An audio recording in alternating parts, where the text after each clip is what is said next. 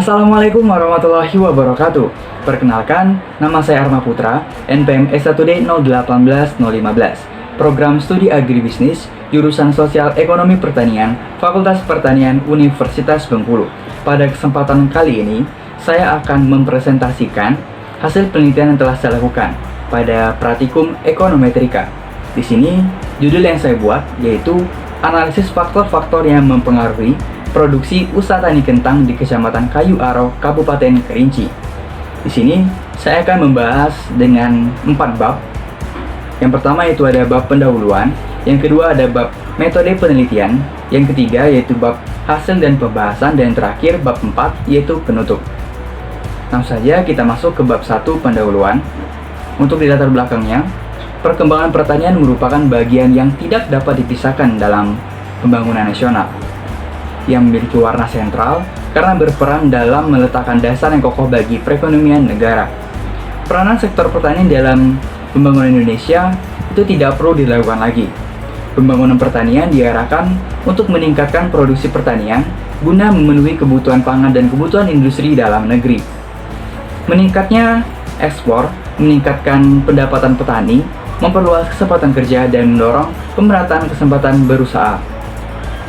Dan selanjutnya dalam berusaha tani, petani dituntut untuk bekerja secara efisien agar keuntungan yang diperoleh menjadi besar. Seorang petani akan selalu berpikir bagaimana mengalokasikan sarana produksi atau input yang dimilikinya dan diolah secara seefisien mungkin agar memperoleh produksi yang optimal. Pemikiran demikian wajar, mengingat petani melakukan konsep bagaimana mengoptimumkan keuntungan dengan meminimalkan sumber daya manusia. Dengan berbagai latar belakang tersebut, maka di sini saya membuat suatu rumusan masalah. Yang pertama yaitu bagaimana pengaruh input produksi terhadap jumlah output yang dihasilkan pada usaha tani kentang. Yang kedua, apakah masing-masing input produksi memiliki nilai elastisitas yang sama pada usaha tani kentang? Dan yang ketiga, bagaimana kondisi skala usaha yang dijalankan petani pada usaha tani kentang? Dan selanjutnya, untuk tujuan penelitian, yang pertama, menganalisis pengaruh input produksi terhadap jumlah output yang dihasilkan pada usaha tani kentang. Yang kedua, mengetahui apakah masing-masing input produksi memiliki nilai elastisitas yang sama pada usaha tani kentang. Dan yang ketiga, untuk menentukan kondisi skala usaha yang dijalankan petani pada usaha tani kentang. Yang selanjutnya, di sini kita masuk ke bab kedua, yaitu metode penelitian. Untuk jenis data dan sumber data. Jenis data yang digunakan pada praktikum kali ini, yaitu penelitian kali ini, itu adalah data cross-section. Data cross-section ini adalah data yang diambil dari banyak responden pada titik waktu yang sama. Pada praktikum ini, data diambil pada skripsi yang berjudul Analisis Perbandingan Pendapatan dan Keuntungan Usaha Tani Kentang, Varietas Granola dan Varietas Cipanas di Kecamatan Kayu Aro, Kabupaten Kerinci oleh Budi Rahman. Dan untuk spesifikasi model sendiri, model yang digunakan dalam praktikum ini adalah model ekonometrika berbasis model Cobb-Douglas. Bentuk persamaan sebagai berikut, yaitu lin YT sama dengan lin beta 0, ditambah beta 1 lin X1T, ditambah beta 2 lin X2T, ditambah beta 3 lin X3T, ditambah beta 4 lin X4T, ditambah beta 5 lin X5T, dan ditambah ET. Dengan keterangan sebagai berikut. Lin YT itu merupakan variabel jumlah produksi. Untuk beta 0 sampai dengan beta 5 itu merupakan koefisien regresinya. Lin YT, lin X1T itu merupakan variabel luas lahan. Lin X2T merupakan variabel jumlah bibit. Lin X3T merupakan variabel pupuk kandang. Lin X4T adalah variabel pupuk KCL. Dan lin X5T itu merupakan variabel tenaga kerja luar keluarga atau TKRK. Dan terakhir ada ET. ET ini merupakan standar error. Selanjutnya bab ketiga yaitu hasil dan pembahasan. Yang pertama yaitu pengaruh input produksi terhadap jumlah output yang dihasilkan.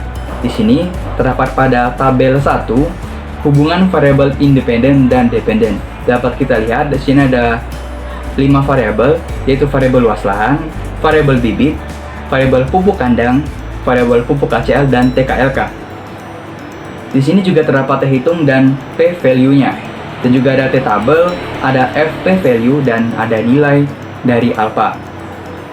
Untuk melakukan analisis ini, untuk mengetahui apakah pengaruh input produksi terhadap jumlah output itu berpengaruh atau tidak, atau pengaruh dari variabel independen ini berpengaruh atau tidak berpengaruh dengan variabel dependennya, itu dilakukan dengan dua cara, yaitu dengan membandingkan nilai dari T-hitung dengan T-tabel atau dengan membandingkan nilai P-value dengan nilai alpha.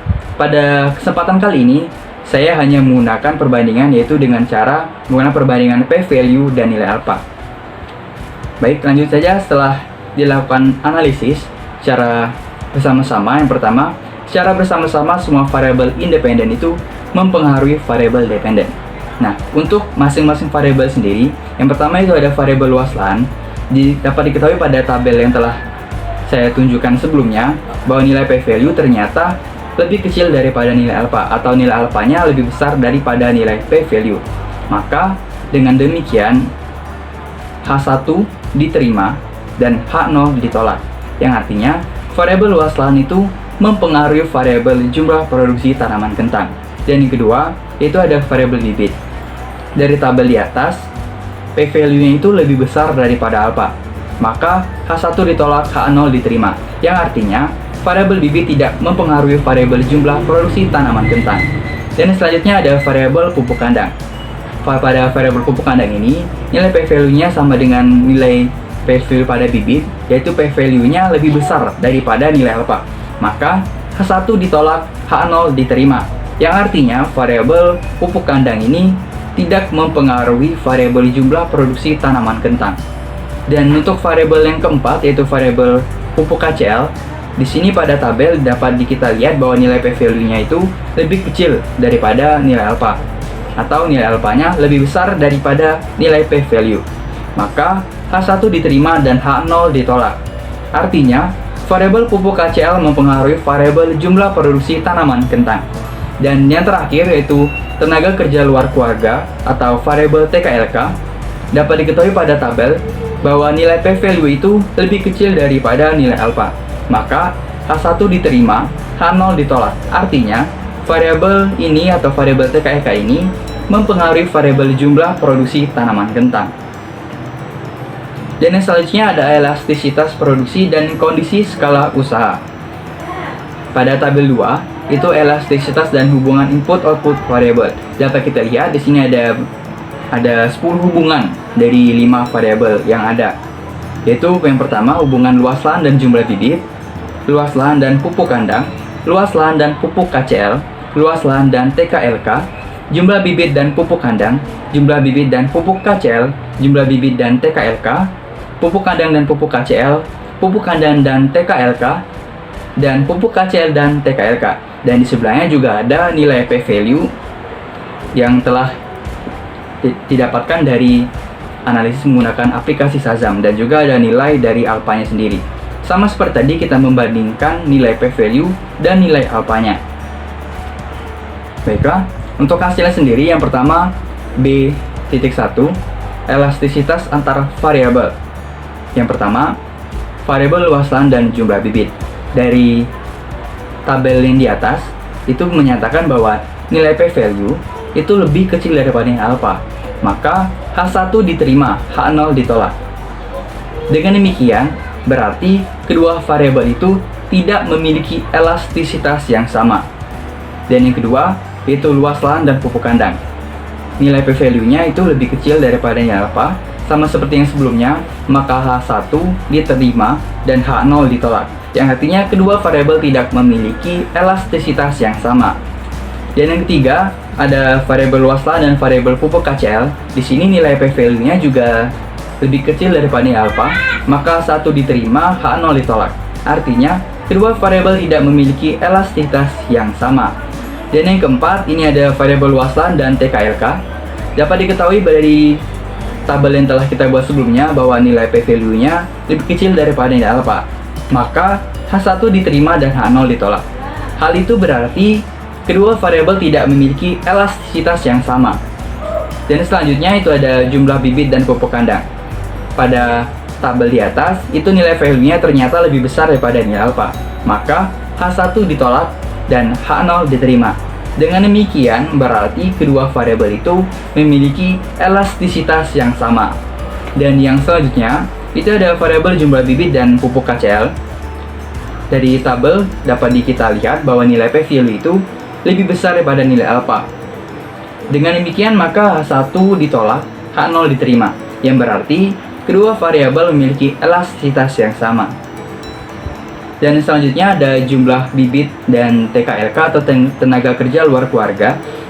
Di sini untuk nilai P-value-nya itu lebih besar daripada nilai alpha. Maka H1 ditolak, H0 diterima. Artinya dengan demikian kedua variabel itu memiliki elastisitas yang sama. Yang selanjutnya ada variabel pupuk kandang dan pupuk KCl. Pada variabel ini, hubungan kedua variabel ini, nilai P-value-nya juga sama, yaitu lebih besar daripada nilai alpha. Maka H1 ditolak dan H0 diterima. Artinya kedua variabel memiliki elastisitas yang sama. Dan yang selanjutnya, yang ke-9, yaitu ada pupuk kandang dan TKLK. Di sini juga nilai P-value-nya ternyata lebih besar daripada nilai alpha. Maka H1 ditolak dan H0 diterima. Yang artinya kedua variabel itu memiliki elastisitas yang sama. Dan untuk hubungan yang terakhir, yaitu hubungan pupuk KCl dan tenaga kerja luar keluarga, di sini nilai P-value-nya itu lebih kecil daripada nilai alpha. Maka H1 diterima, H0 ditolak. Yang artinya kedua variabel tidak memiliki elastisitas yang sama. Yang selanjutnya itu B.2, hubungan input-output. Dapat diketahui pada tabel yang telah disajikan di atas bahwa ternyata nilai P-value itu lebih besar daripada nilai alpha. Maka dengan demikian tolak H1 dan terima H0, yang artinya kondisi usaha yang dijalankan oleh petani berada pada kondisi constant return to scale atau CRS. Dengan demikian, artinya jika petani menambahkan suatu input, pertambahan itu akan konstan, tidak bertambah seperti yang ada pada kondisi IRS ataupun DRS. Dan yang terakhir di bab penutup, yaitu ada kesimpulan. Secara bersama-sama, input produksi berpengaruh terhadap output produksi. Pada percobaan yang dilakukan pada masing-masing variabel independen, terdapat 3 variabel yang mempengaruhi variabel dependen, yaitu variabel luas lahan, variabel pupuk KCl, dan variabel tenaga kerja luar keluarga. Sedangkan 2 variabel lainnya, yaitu variabel jumlah bibit dan variabel pupuk kandang, itu tidak mempengaruhi variabel dependen atau total produksinya. Dari 10 hubungan variabel independen yang telah saya sebutkan sebelumnya, terdapat 5 hubungan variabel yang memiliki elastisitas yang sama, dan 5 variabel lainnya tidak memiliki elastisitas yang sama. Hubungan variabel yang memiliki elastisitas yang sama itu antara lain jumlah bibit dan pupuk kandang, jumlah bibit dan pupuk KCl, jumlah bibit dan TKLK, pupuk kandang dan pupuk KCl, pupuk kandang dan TKLK. Sedangkan yang tidak memiliki elastisitas yang sama yaitu luas lahan dan jumlah bibit, luas lahan dan pupuk kandang, luas lahan dan pupuk KCl, luas lahan dan TKLK, serta pupuk KCl dan TKLK. Dari hasil analisis yang dilakukan didapatkan bahwa nilai P-value lebih besar daripada nilai alpha, yang berarti kondisi yang dijalankan oleh petani kentang pada daerah penelitian yaitu berada pada kondisi CRS atau Constant Return of Scale to Scale. Nah, selanjutnya ini ada saran. Sebelum dilakukan wawancara pengisian kuesioner kepada seluruh responden, sebaiknya dilakukan uji coba terlebih dahulu terhadap variabel yang digunakan kepada beberapa responden, sehingga masing-masing variabel benar-benar berpengaruh nyata terhadap jumlah atau hasil produksi pertanian yang dihasilkan. Baiklah, mungkin itu saja presentasi yang telah saya lakukan. Terima kasih. Apabila saya ada salah-salah kata, saya mohon maaf. Kepada Allah saya mohon ampun. Saya akhiri. Wassalamualaikum warahmatullahi wabarakatuh.